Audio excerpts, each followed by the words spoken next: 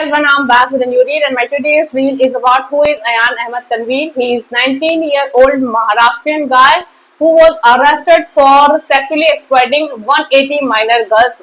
A horrifying incident come from Maharashtra Amravati district where a guy with the name Ayan Ahmad Tanveer जो कि social media Instagram के through girls के साथ contact करता था, उनके साथ रिलेशनशिप में आता था और इसके बाद इसने उन गर्ल्स के अप्रॉक्स 150 वीडियोस बनाए। उनमें से 100 गर्ल्स के वीडियोस को उसने सोशल मीडिया पर सर्कुलेट कर दिया। आप सोचिए किस माइंडसेट के लोग हैं। 19-year-old गाय यदि इन सब चीजों में इन्वॉल्व है तो आप देख सकते हैं कि हमारे यहाँ पर क्या लेवल पर चीजें हो रही हैं।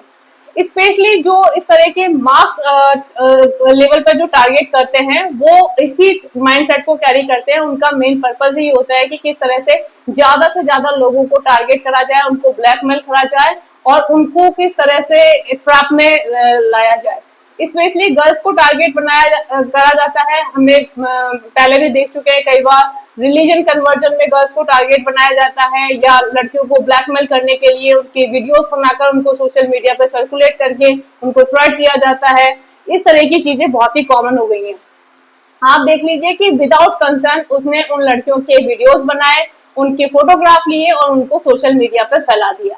ये पर्सन असरुद्दीन ओवैसी की पार्टी से बिलोंग करता था और उसकी आईटी सेल में काम करता था।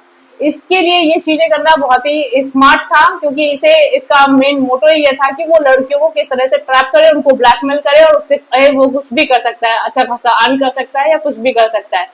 सबसे इम्पोर्टेंट है यहाँ पर कंसर्न मेरा उन गर्ल्स के लिए जो इस तरह के लोगों के बहकावे में आ जाती हैं और उनके साथ इन्वॉल्व हो जाती है। इसमें फैमिली एंड स्कूल्स का बहुत ही इंपॉर्टेंट रोल होना चाहिए क्योंकि यहाँ पर बात करी जा रही है माइनर गर्ल्स की। वो इतनी मैच्योर नहीं होती हैं या चीजों को नहीं समझ पाती हैं।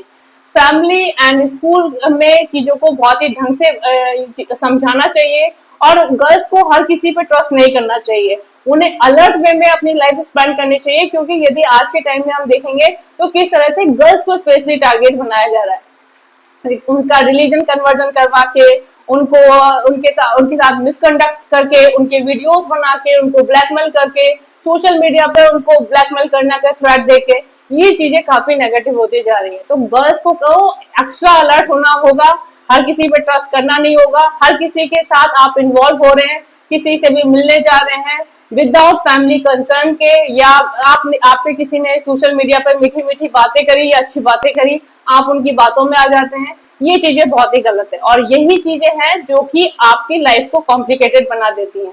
आपको समझने की जरूरत है कि आपको हर किसी के साथ प्रॉपर डिस्टेंस मेंटेन करके चलना है, हर किसी की बातों में नहीं आना है। कई लोग बहुत ही बहुत ही क्रीमी लेवल पर बातें करते हैं, बहुत ही अच्छी बातें करेंगे, बहुत ही आउट ऑफ द ट्रैक जाके आपके फेवर में बातें करेंगे।